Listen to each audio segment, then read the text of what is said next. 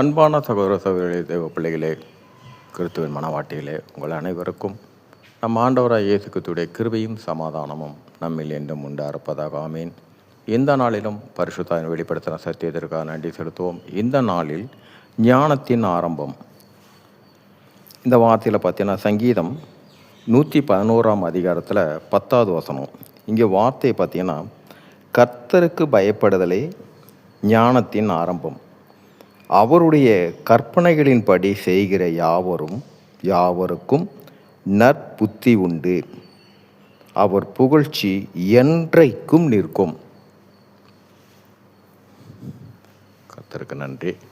இங்கே பார்த்தீங்கன்னா பயம், கர்த்தருக்கு பயப்படுதலே ஞானத்தின் ஆரம்பம். இங்கே பயம்னு பார்த்தீங்கன்னா பொதுவாகவே நமக்கு ஒரு பயம் வரும். எந்த காரியத்தில் வரும்னு பார்த்தீங்கன்னா, சிறு வயதுலேருந்து சரி, ஒரு 5 வயசு வரைக்கும் அப்பா அம்மாவோட நல்ல ஒரு பிணைப்பு இருக்கும். அதுக்கப்புறம் பார்த்தீங்கன்னா அப்பா அம்மா மேலே ஒரு பயம். அதுக்கப்புறம் ஸ்கூலில் போனால் டீச்சருக்கு பயம். இப்படி ஒவ்வொரு காலகட்டத்துக்கும் நாம் பயந்து நடந்து கொண்டு தான் வருவோம். இது கடைசி வரைக்கும் இருக்கும் இந்த பயம்.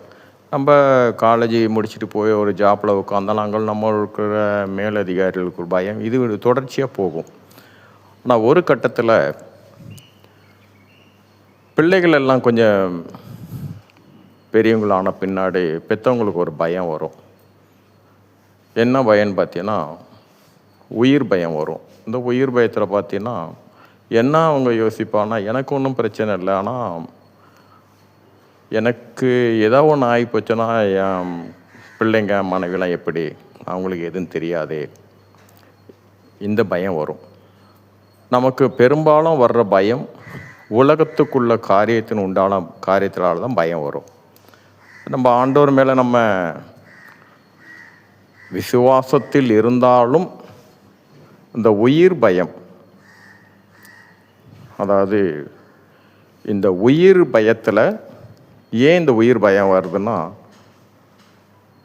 கர்த்தருக்கு பயப்படுதல ஞானத்தின் ஆரம்பம். இந்த ஞானம் என்பது எங்கிருந்து வருதுன்னா,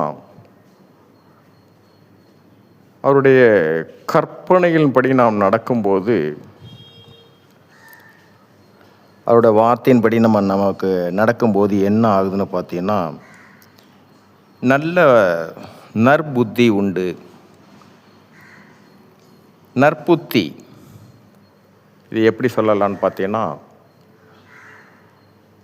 எனக்கு அப்புறம் என் குடும்பத்தையும் என் பிள்ளைங்களை யார் பார்த்துக்குவா, அதே ஞானமாக பார்த்தீங்கன்னா எப்படி சிந்திக்கலான்னா, இந்த மனைவியை கொடுத்தது அவர், எனக்கு விழா எலும்பாக, எனக்கு அநேக விழா எலும்பு இருக்கலாம், ஆனாலும் இவள்தான் உனக்கு மனைவி என்று என் விழாவின் எலும்பாக தேர்ந்தெடுத்து எனக்கு கொடுத்தது அவர்தான். அப்படி எனக்காக ஒரு மனைவியை கொடுத்தது. இந்த மனைவி எப்போன்னு பார்த்தீங்கன்னா, நமக்கு திருமணம் செய்யும்போது மட்டும்தான் மனைவியாக அவள் அறியப்படுறா. அதுக்கு முன்பாக அந்த பெண்ணானவள் தாயின் கருவில் இருக்கும்போதே அன்றே தேவன் தான் அந்த மகளை தேர்ந்தெடுத்தது எல்லாமே. அதற்கு பின்பாக பிள்ளைகள், இந்த பிள்ளைகளுடைய காரியத்திலும் அதே சங்கீதம் 127:4 கூட என்ன சொல்கிறாருன்னா, பிள்ளைகள் கர்த்தரால் வர சுதந்திரம், கர்ப்பத்தின் கனியோ அவரால் கிடைக்கும் பலன். இந்த பிள்ளைகளையும் அவர் தான் தீர்மானிக்கிறார். இந்த பிள்ளைகளையும் எங்கோ பிறக்கல, தான் மனைவியாக தேர்ந்தெடுத்து கொடுத்த அந்த மகனுக்கும் மகளுக்கு தான் இந்த பிள்ளைகளை அவர் தான் கொடுக்குறாரு. இப்போ எண்ணி பாருங்க, இந்த மகளுக்கும் அவருடைய பிள்ளைகளுக்கும் யார் உத்தரவாதி என்று. நம்ம இதை எண்ணினோம் என்றால் இதுதான் ஞானம். நம்ம உலகபூர்வமாக நம்ம சிந்திக்கும் போது தான், எனக்கு அப்புறம் எப்படி என் குடும்பத்தை யார் நடத்துவான்னு நம்ம சிந்திக்கும் போது தான் நமக்கு ஒரு பயம் வரும். இது உலகப்புறமானது. ஞானத்தின்படின்னு பார்த்தீங்கன்னா எனக்கு கொடுத்ததே அவர்தான், இந்த பிள்ளைகளையும் என் மனைவியும் கொடுத்ததே அவர்தான். அப்படி அவருடைய கற்பனையின்படியே நம்ம நடக்க ஆரம்பிக்கும் போது என்ன ஆகும்னா இந்த பயம் நமக்கு போயிடும்.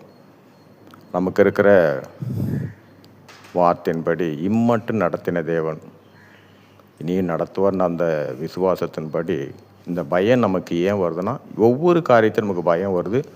உலகத்திற்குள்ள காரியத்தை குறித்து நமக்கு பெரும்பாலும் பயம் வரும். நம்முடைய பலன் கர்த்தருக்குள்ள பலனாக இருக்கணும். இந்த பயம் எதனால் பயம் வருதுன்னா, உலகத்துக்குள்ள காரியத்தில் தான் நமக்கு பயம் வரும். அதனால் நம்ம வார்த்தையின்படியே அவருடைய கற்பனையின்படி நம்ம கொஞ்சம் நிலை நிற்க ஆரம்பிச்சிட்டோம்னா கண்டிப்பாக அந்த பயம் வராது.